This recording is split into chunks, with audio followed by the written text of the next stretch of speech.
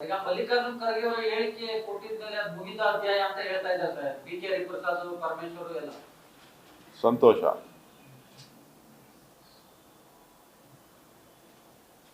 Guarantee ವಿಚಾರದಲ್ಲಿ ಡಿ.ಕೆ. ಶಿವಕುಮಾರ್ ಅವರು guarantee ನಮ್ಮ ಕೈ ಹಿಡಿತು, ನಾವು ಬೆಂಬಲ ಆಗ್ತಾ ಇದೆ ಅಂತ ಹೇಳ್ತಾರೆ. ಇನ್ನು ಕೆಲವು ಸಚಿವರು ಗ್ಯಾರಂಟಿ ವರ್ಕೌಟ್ ಆಗ್ತಾ ಇಲ್ಲ, ಅದನ್ನು ಜನರು ನೆನಪೆ ಮಾಡ್ಕೊತಾ ಇಲ್ಲ ಅನ್ನೋ ಮಾತುಗಳಾಗ್ತಾರೆ. ನೋಡ್ರಿ, ಗ್ಯಾರಂಟಿ ಕೊಟ್ಟಿರ್ತಕ್ಕಂಥದ್ದು ನಾವು ಚುನಾವಣಾ ಭರವಸೆಗಳನ್ನ ಏನು ಕೊಟ್ಟಿದ್ವಿ ಆ ಭರವಸೆಗಳನ್ನ ಈಡೇರಿಸುತ್ತೆ. ಯಾರು ಕೊಟ್ಟ ಮಾತುಗಳನ್ನ ಹೇಳಿರ್ತೀವಿ ಆ ಮಾತಿನಂತೆ ನಡ್ಕೊಳ್ಬೇಕಾಗಿರ್ತಕ್ಕಂಥದ್ದು ಪಕ್ಷಗಳ ಜವಾಬ್ದಾರಿ ಮತ್ತು ನಮ್ಮ ಪ್ರಣಾಳಿಕೆಯ ವಿಚಾರಗಳನ್ನ ಅನುಷ್ಠಾನ ಮಾಡಬೇಕು. ಪ್ರಮುಖ ಅಂಶಗಳನ್ನ ಅನುಷ್ಠಾನ ಮಾಡಬೇಕಾಗಿರ್ತಕ್ಕಂಥದ್ದು ನಮ್ಮ ಕರ್ತವ್ಯ. ಆ ಒಂದು ನಿಟ್ಟಿನಲ್ಲಿ ನಾವು ಗ್ಯಾರಂಟಿಗಳನ್ನ ಕೊಟ್ಟಿದ್ದೇವೆ. ಗ್ಯಾರಂಟಿಗಳ ಬಗ್ಗೆ ಜನ ಯಾರು ಬೆನಿಫಿಷಿಯರೀಸ್ ಇದ್ದಾರೆ ಅವರು ಸಂತೋಷದಿಂದ ಇದ್ದಾರೆ. ಅವ್ರಿಗೆ ಲಾಭ ಏನಾಗಿದೆ ಅನ್ನೋದು ಅವ್ರಿಗೆ ವೈಯಕ್ತಿಕವಾಗಿ ಯಾವಾಗ ಇದು ನಮಗೆ ಚರ್ಚೆಗೆ ಮುಕ್ತವಾಗಿ ಚರ್ಚೆಗೆ ಬರೋದು ಅಂತ ಅಂದ್ರೆ ಜನರಲ್ ಎಲೆಕ್ಷನ್ಸ್ ಅಲ್ಲಿ ಈ ಗ್ಯಾರಂಟಿಗಳ ಬಗ್ಗೆ ಗ್ಯಾರಂಟಿಗಳು ಬೇರೆ ಬೇರೆ ರೀತಿ ಏನು ಆಂಧ್ರ ಪ್ರದೇಶದಲ್ಲಿರ್ಬೋದು, ಇವತ್ತು ತಮಿಳುನಾಡಿನಲ್ಲಿರ್ಬೋದು, ಬೇರೆ ಪಕ್ಷಗಳು ಏನು ಗ್ಯಾರಂಟಿಗಳು ನಮ್ಮನ್ನ ಫಾಲೋ ಅಪ್ ಮಾಡಿ ಕೊಟ್ಟಿದ್ರು ಅದು ಕೆಲವರು ತಿರಸ್ಕಾರ ಮಾಡಿರುವಂಥದ್ದು ಉಂಟು, ಕೆಲವರು ಅಕ್ಸೆಪ್ಟ್ ಮಾಡಿರುವಂಥದ್ದು ಉಂಟು. ಸೊ ಒಂದೊಂದು ಇವತ್ತು ಅಸ್ಸಾಂನಲ್ಲಿ ಬಿಜೆಪಿ ಸರ್ಕಾರ ಗ್ಯಾರಂಟಿ ಘೋಷಣೆ ಮಾಡಿದೆ. ವೆಸ್ಟ್ ಬೆಂಗಾಲಲ್ಲಿ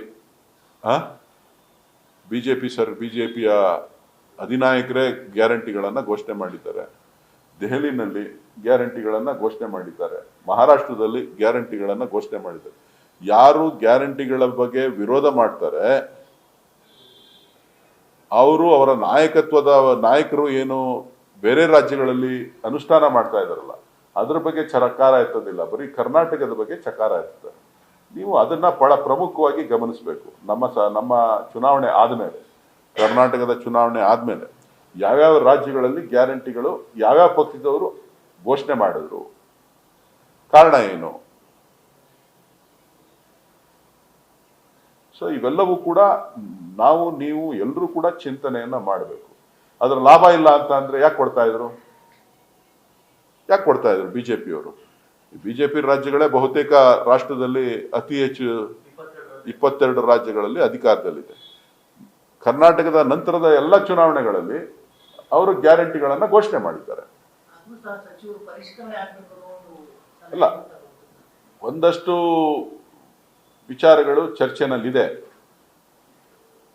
ಆದರೆ ನೀವು ಸಹಕಾರ ಕೊಡಬೇಕು. ನೀವೇನ್ ಮಾಡ್ತೀರಿ? ಒಬ್ಬನ ಕಾರ್ಡ್ ಇಲ್ಲ ಅಂತ ಅಂದ್ರೂ ಇವನು ಕಾರ್ಡ್ ಕೊಟ್ಟಿಲ್ಲ ಅಂತ ಬೆಳಗ್ಗೆಯಿಂದ ಸಾಯಂಕಾಲದವರೆಗೂ ತೋರಿಸ್ತೀರಿ.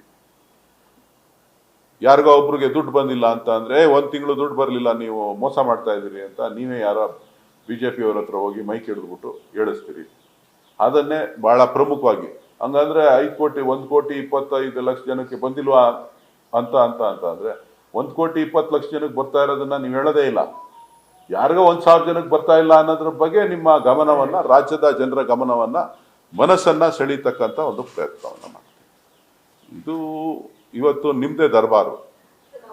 ನಾನೇನಾದ್ರು ಹೇಳ್ಬೇಕು ಅಂತ ಅಂದ್ರೆ ಈಗ ಮೀಡಿಯಾದು, ಸೋಷಿಯಲ್ ಮೀಡಿಯಾದೇ ಬಹಳ ಪ್ರಮುಖವಾದಂಥ ಪಾತ್ರವನ್ನ ಸರ್ಕಾರ ತರೋದ್ರಲ್ಲಿರ್ಬೋದು, ಸರ್ಕಾರ ತೆಗೆಯೋದ್ರಲ್ಲಿರ್ಬೋದು ಪ್ರಮುಖ ಪಾತ್ರವನ್ನ ನೀವೇ ವಹಿಸ್ತಾ ಇದ್ದೀರಿ.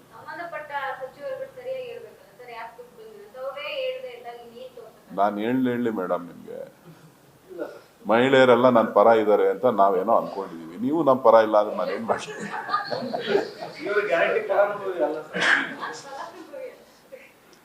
ಫಲಾನುಭವಿ ಅಲ್ಲ ಅಂತ ಹೇಳಲೇಬೇಡಿ, ಕರೆಂಟ್ ಫ್ರೀ ಆಗಿ ತಗೋತಾ ಇದ್ದೀರಾ. ನ್ಯೂಸ್ ಫಸ್ಟ್, ನಿರ್ಭೀತಿಯಿಂದ ನಿಮ್ಮ ಪರವಾಗಿ.